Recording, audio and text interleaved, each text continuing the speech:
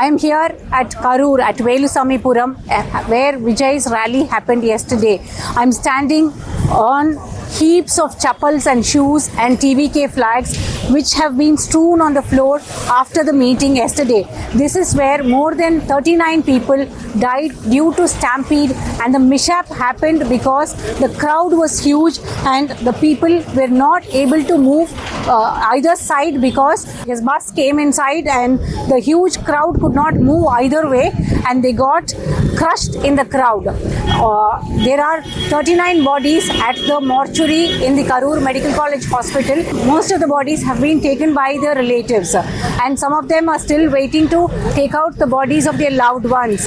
This is the place where the rally happened yesterday and Vijay spoke here. Actually, a lot of people climbed up the tree and a transformer here and they had fallen inside a pit.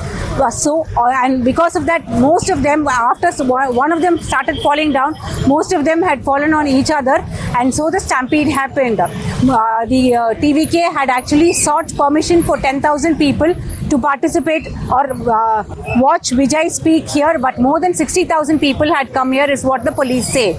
So the government machinery is in full swing and the doctors are at the hospital and a commission has been appointed. Vijay now has rescheduled his next week's rally at Ranipet.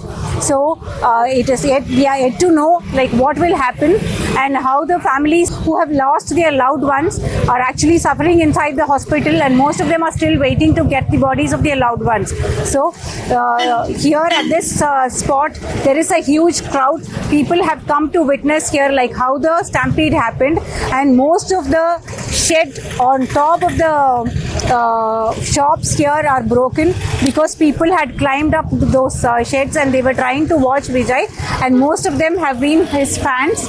And though there were people from TVK party, more than 50% of the crowd was here to just watch and see Vijay because they were his fans.